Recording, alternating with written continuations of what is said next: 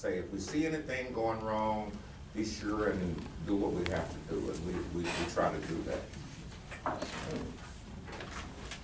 Just like to point it out, so we can find any more honorary members, we appreciate it. All right, we have our community policing officer, so we're ready for his report now. Oh, you're not gonna get much out of me. Except, the DDAC thing we talked about the last month. The final solution is from Pacific to Ann. So it'll leave this area out.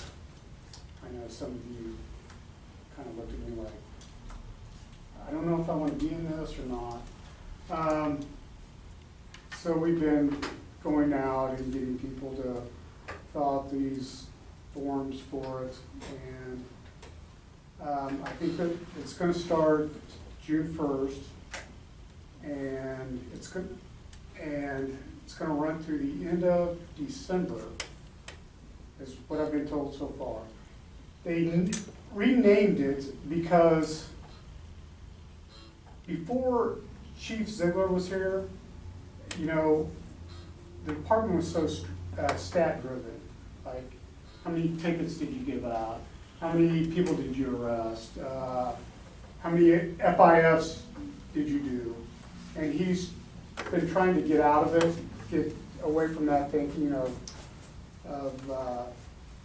what you produce. Whenever the young kids go in for roll call, there's used to be a long list of each category about where you placed on the shift.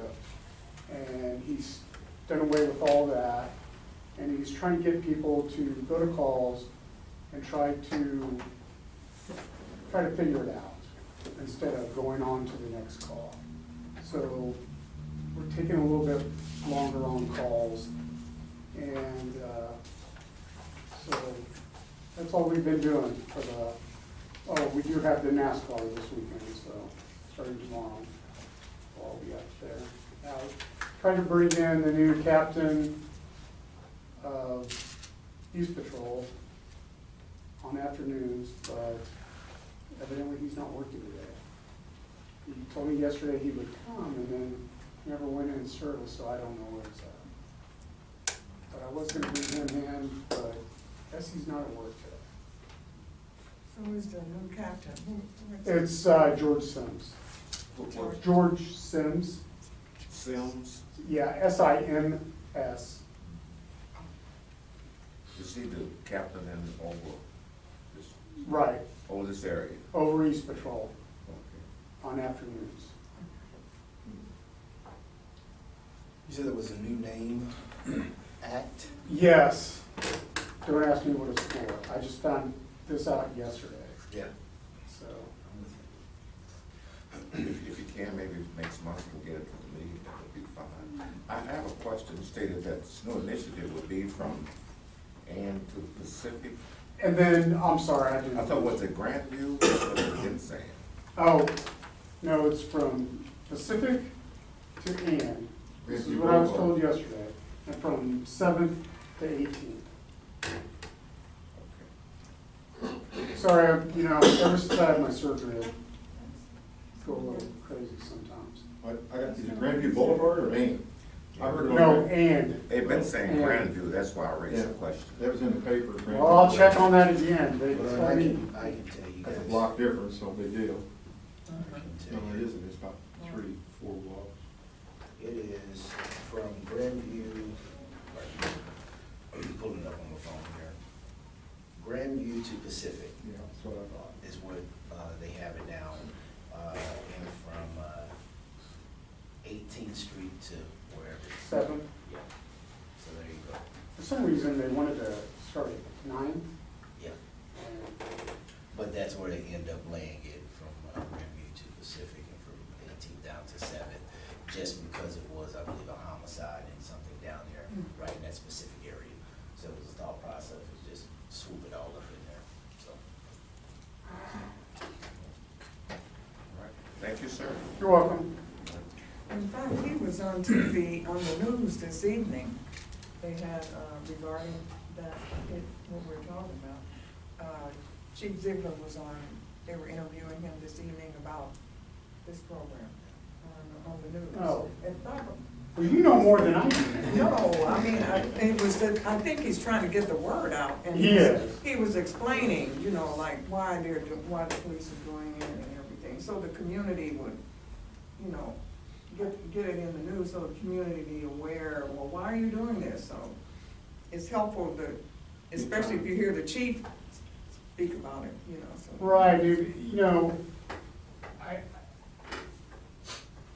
I know from being at another event that a commuter was talking about crime being up in that area.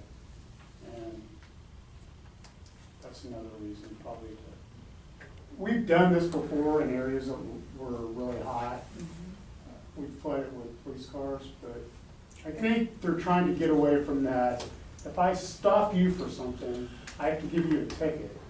And they're trying to kind of get away from that, which is kind of good. They had him on TV also, he was walking in the, down, I guess it was Central. Central. And he was talking to the news media, they were all present. He's, you know, trying to let people know, you know, what's going on, so I admire that because, you know, people are fearful, you know, like, and so he's trying to. I never thought I'd see the day they actually printed warning tickets. So if I stopped, I don't know, him, and I said, Yeah, that's what he said. yeah, I'll give you a warning ticket. Yeah, he said But that. it has to be, you have to, anytime you give a citation and a warning ticket, you have to put that within this zone is, for stats, I guess, by him to figure out. He said if you have a warning ticket and, you know, you put it up there and you're over your sun visor, he said that would be a reminder, you know, like I don't want this to happen again. So they want, it's just the way that he explained it, you know, so that people would know, like this is just, you know, keep you cognizant of what's going, you know, what you're doing and not to allow these things to continue to occur, so. I don't know if I could write a ticket, I haven't wrote one. You could. And its act is addressing crime together, Yeah. Okay. which goes to why the chief is out and talking, because as you stated before, we've done small things like this before, but I think the difference this round is really being inclusive of the community and really getting the community on board to assist police. I mean, can't do it by yourselves, and so hopefully this will get the community involved and invested in what the police are trying to do and actually seeing what they're doing rather than you all doing it and nobody knows. No, this is what we're doing. We're here and we need your help, and so hopefully it turns out the way that the chief is pushing for. Thank you, sir. You're welcome. Our guest speaker today, and I think everybody's excited. Oh, bless you. I think with our district attorney Dupree to me it's exciting times in KCK to see him, a person of his caliber, and his intentions, what he's said he's going to do is just great. And we'd like to say, Attorney Dupree, we used to be a community policing officers, a part of our regular monthly agenda. So we always cross the completion, and you guys are people here. Okay, it's not frightening, we do what we have to do. And so we work very closely with the police. Okay. But Commissioner Dupree is our new district attorney for Wyandotte County. And we're looking forward to many great things, and you all recognize the gentleman. Would you like to introduce him? Yes, Mr. Jonathan Carter, also previously with Channel 5. I was able to steal him away and come over to the DA's office to help us out. Okay, all right. Commissioner Dupree, the floor is all yours.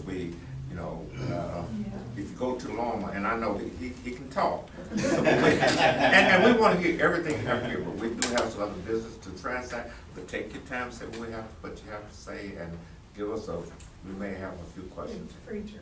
Yeah, Yeah. look at that, you get a preach to the floor. Number one, I appreciate the opportunity for being here, for all of you allowing me to come and speak, and likewise, for all of you for supporting me, and even for those who did support, thank you for watching and praying that I succeed. And so I appreciate that. I just want to give a quick update. I'm not going to take you too long. I just want to give a quick update since I've been in office, what we've done in the last 3-4 months, and what we intend on doing in the future. Just real quickly, this week alone, we filed 25 new cases, literally from last Wednesday up until now. It's 25 new cases, which comes up to about 30-something odd charges on individuals here in Wyandotte County. I keep a weekly log of how many charges and how many cases that we file, and I make sure that anybody who wants to know that information, they can. With that being said, there were 2 guilty verdicts that came out in trials. We had 2 trials last week. Both of them were guilty. One of them was that of Mr. Charles Bowser, who was the third individual who was involved with the shooting, attempted murder of Deputy Scott Wood. He was found guilty on all counts, including that of attempted capital murder.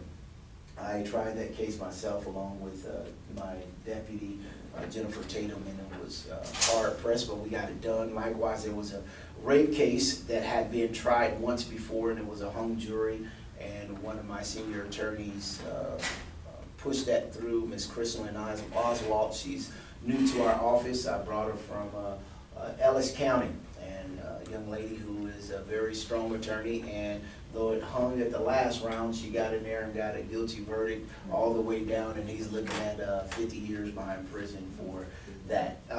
Having said all of that, what have we done? We have focused on prevention and prosecution. The focus in our office is not simply to lock people up, but that is a major part of it. The focus is to likewise make sure that the community understands that our goal is to administer justice. In 1939, the United States Supreme Court said that the district attorney's office is, we are supposed to be ministers of justice. And so with that, I brought in a new seal, and on that seal it says ministers of justice, because our focus is, in some cases, justice means locking someone up. Likewise, in other cases, justice means to give this person an opportunity. And so with that, all 25 of the attorneys that are in my office, we go to the schools, we go to the organizations, we go out into the community. We are a part of ceremonies, we're a part of community organizations and groups and things of that sort, because we want to make sure that this community knows that our office is not my office. The district attorney's office is your office, and our only job is to serve this community, to do everything that we can to make sure that it stays safe.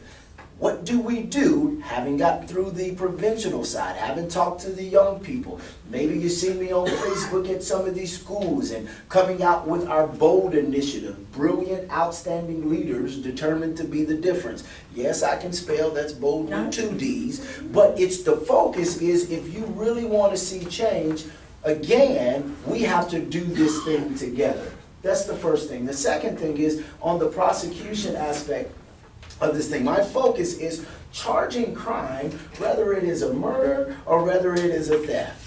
Charging it whether it's a rape or whether it is a burglary of a vehicle. Treating crime as crime. And in my book, if we can attack the crime when it is a theft of a vehicle, maybe we catch this knucklehead and convince him not to go and burglarize the house, or not to go and burglarize the business or commit the murder. And what you find has been a push throughout the country is that many of the low-level crimes, we just smack them on the wrist and send them away. Whereas in my mindset is, if we get them now, then maybe we can prevent them later.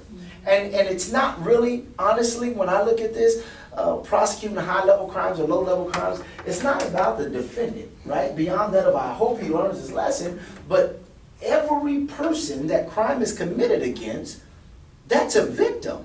And that's a person in my community. And so, though, yeah, he just took my car and it's a low-level crime per se, But if this car was stolen from a single mother who has 2 children, who has to take this child to school at 7:30 in the morning and make sure that she makes it to work by 8:30 in the morning, and she comes out to her driveway and her car is missing, this low-level crime is a huge crime for them. And guess what? That person is a citizen in Wyandotte County. So in my book, it is the process of how are we affecting change and affecting the thought process of our citizens.